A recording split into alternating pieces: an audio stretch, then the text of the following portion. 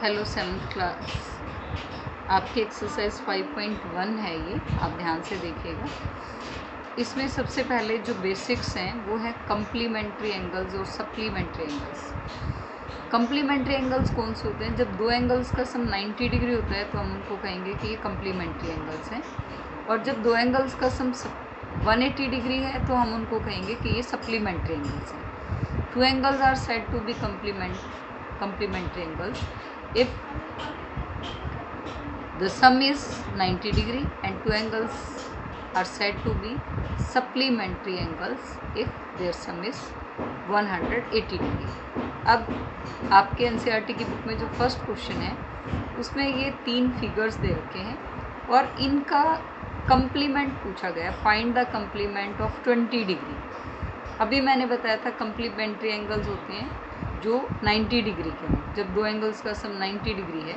अब देखिए मेरे पास एक एंगल है और मुझे अगर इसका कंप्लीमेंट फाइंड करना है तो मैं इसको 90 डिग्री में से माइनस कर दूंगी, तो आंसर हो जाएगा complement of 20 degree is equal to 90 minus 20 degree is equal to 70 degree.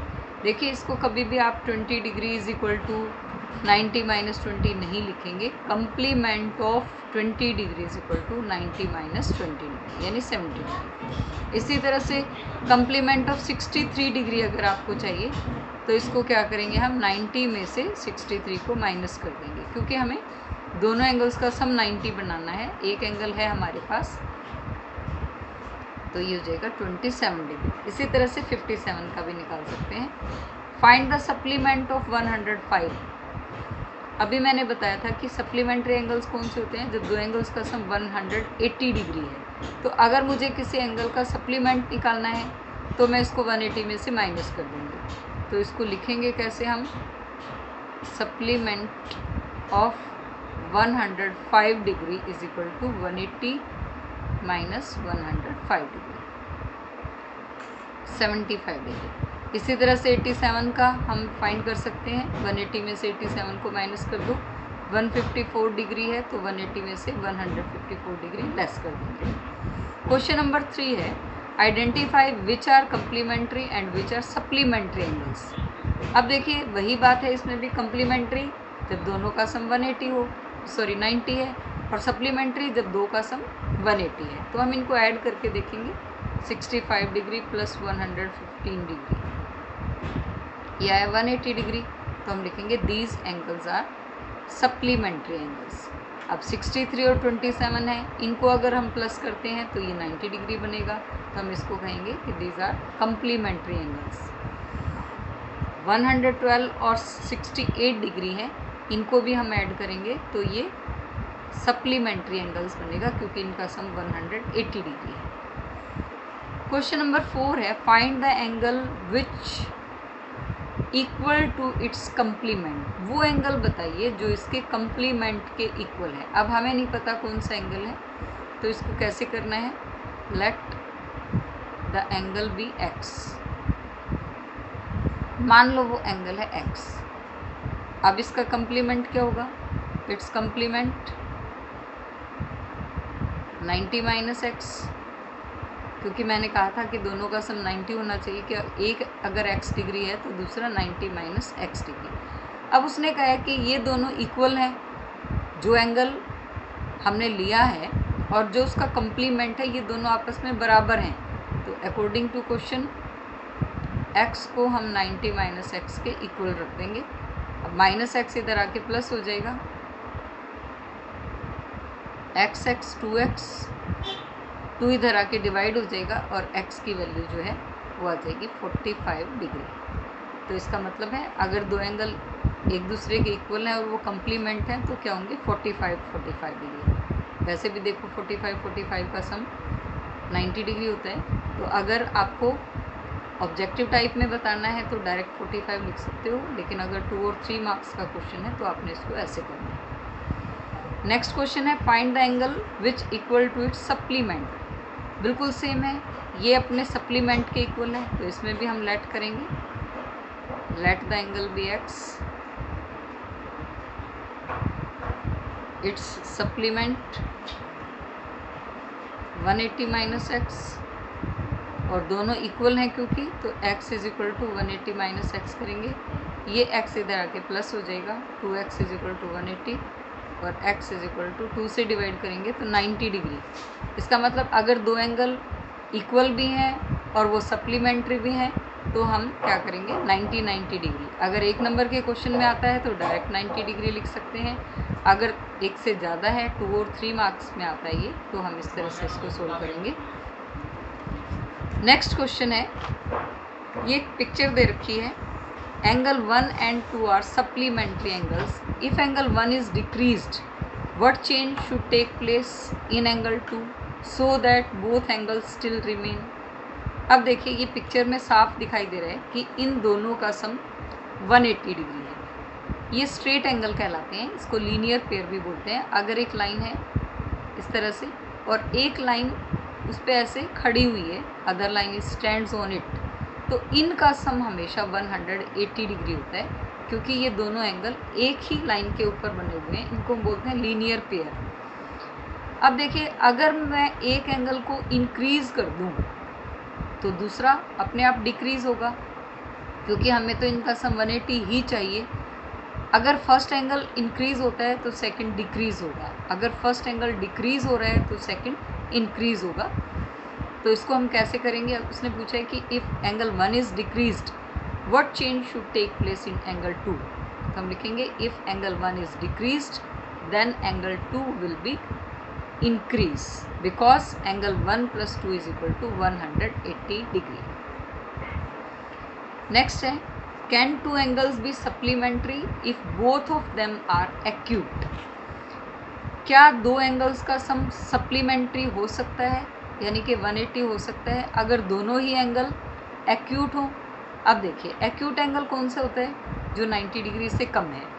अब उसने कहा दोनों एंगल एक्यूट, अगर दोनों एंगल एक्यूट होंगे यानी 90 से कम होंगे तो उनका सम भी 180 से कम आ जाएगा, तो ये पॉसिबल नहीं है, नॉट पॉसिबल। ऑब्ट्यूस एंगल होता है 90 से ज़्यादा। अब एक एंगल 90 से ज़्यादा है, दूसरा भी 90 से ज़्यादा है, तो इनका सम क्या हो जाएगा 180 से ज़्यादा हो जाएगा, ये भी पॉसिबल नहीं है। थर्ड एंगल का है, उसने दोनों एंगल राइट एंगल, ये हो सकता है क्योंकि एक एंगल 90 डिग्री है, दूसरा एंगल भी 90 डिग्री है, तो उनका सम 180 डिग्री आ जाएगा, तो ये पॉसिबल है, यस। दोनों का सम एक्यूट, दोनों एक्यूट एंगल हैं, उनका सम 180 नहीं हो सकता क्योंकि इनका सम 180 से कम होगा। दोनों एंगल अगर ऑब्ट्यूस हैं तो उनका सम क्योंकि 180 से ज़्यादा है तो वो भी सप्लीमेंट्री नहीं हो सकते। बट अगर दोनों एंगल राइट एंगल्स हैं, अगर दोनों 90 डिग्री के हैं तो उनका सम 180 डिग्री हो सकता है। तो दोनों ये इम्पॉसिबल हैं, जो थर्ड है वो ठीक है, ये पॉसिबल है। Question number 8, an angle is greater than 45 degree if its complementary angle greater than 45 degree और इक्वल टू 45 डिग्री और लेस देन 45 डिग्री। अब देखिए उसने कहा है कि वो एंगल्स कम्प्लीमेंट्री हैं। कम्प्लीमेंट्री मीन्स उन दोनों का सम 90 होना चाहिए। अगर एक एंगल 45 से ज़्यादा है तो दूसरा एंगल तो 45 से कम ही होगा। 45 से ज़्यादा 50 भी हो सकता है, 60 भी हो सकते हैं, तो दूसरा एंगल जो है उतना ही कम हो जाएगा। तो इसमें हमने ये बताना है, 3 ऑप्शन दिए उसने, ग्रेटर देन हो सकता है, इक्वल हो सकता है या लेस देन हो सकता है। तो हमारा जो थर्ड ऑप्शन है वो ठीक होगा। If one angle is greater than 45 degree then other angle will be less than 45 degree. एक फिगर दे रखा है, ए बी एक लाइन है, इधर सी डी एक लाइन है, एक और लाइन है, ये जो अगर मैं इसको ओ लेट कर लेती हूँ, ओ सी एक रे है। उसने पूछा है क्या एंगल 1 और 2 एडजेसेंट एंगल हैं। देखिए अभी मैंने बताया था कि अगर एक लाइन है और उस पर एक दूसरी लाइन खड़ी है, if there is one line and another line is stands on it then their sum is always 180 degree. These angles are called linear pair. और इसको हम स्ट्रेट एंगल भी बोल सकते हैं, ये स्ट्रेट एंगल्स कहलाते हैं 180 डिग्री। अब उसने पूछा कि 1 और 2 क्या एडजेसेंट हैं। अब देखिए ये 1 और 2 एडजेसेंट है। एडजेसेंट होता है दो एंगल्स जिसमें एक रे कॉमन है। अब ये एंगल और ये एंगल देखिए, इसमें ये वाली रे कॉमन है, तो कॉमन है तो मैं कहूँगी कि ये एडजेसेंट है। दो रेज अलग अलग हैं, ये बीच वाली लाइन कॉमन है, इस एंगल में भी है और इसमें भी है, तो हम इनको कहेंगे एडजेसेंट, यानी एक साथ लगते हुए, मिलते हुए। इसमें देखिए 1 एंगल और 2 एंगल आपकी पिक्चर में AOC और COE, इसमें OC रे कॉमन है, तो हम कहेंगे yes angle 1 and 2 are adjacent angle. Next उसने कहा है angle AOC adjacent to AOE।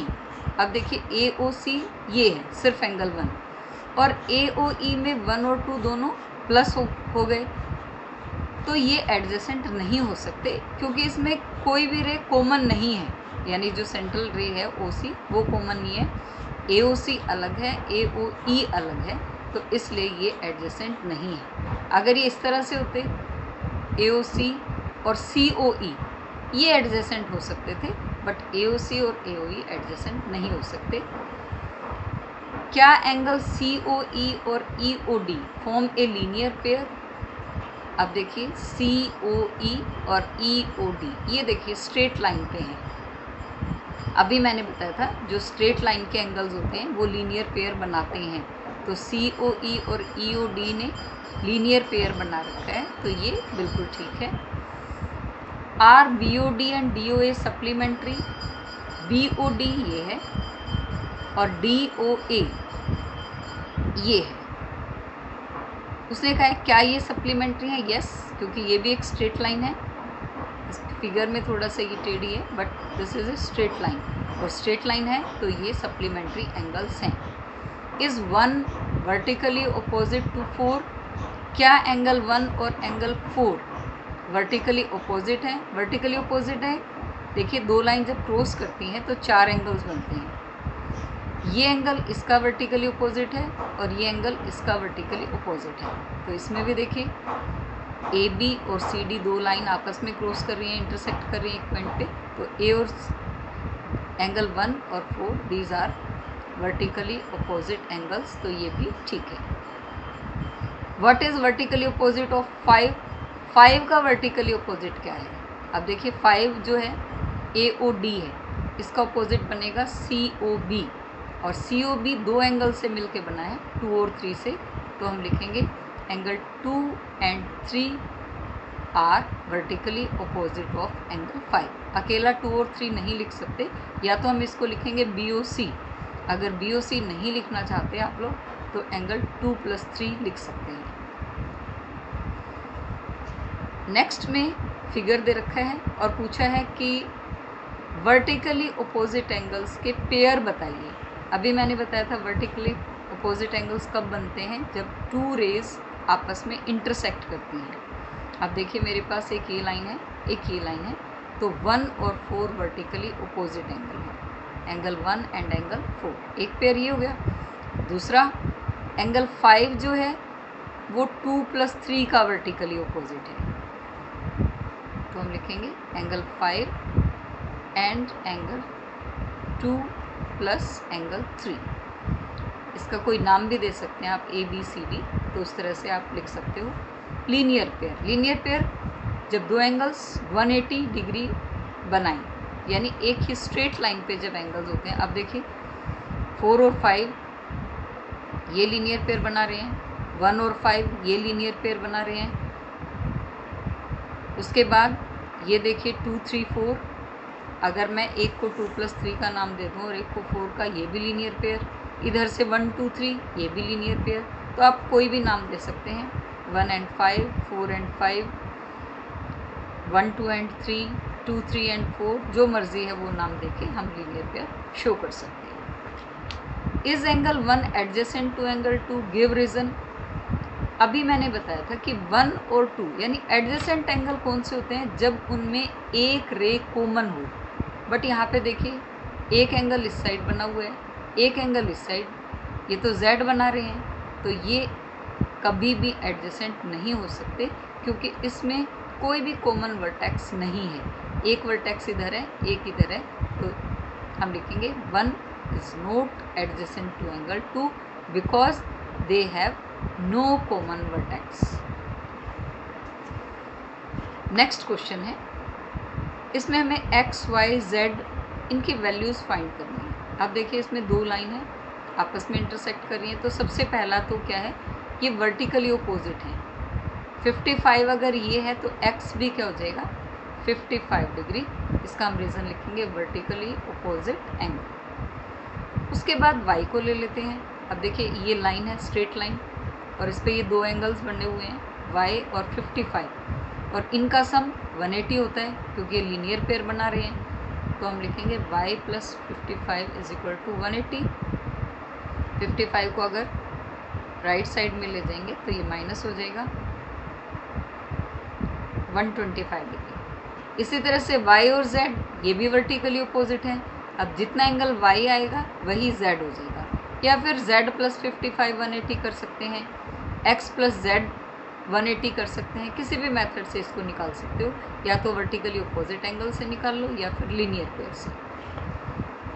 Same next question में है, ये दो रेज हैं ये और ये।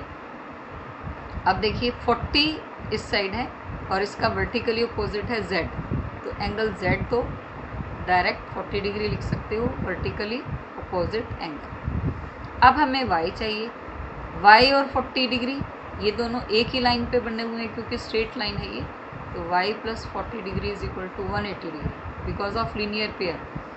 सो y is equal to 180 minus 40, this is equal to 140 degree. अब हमें x चाहिए।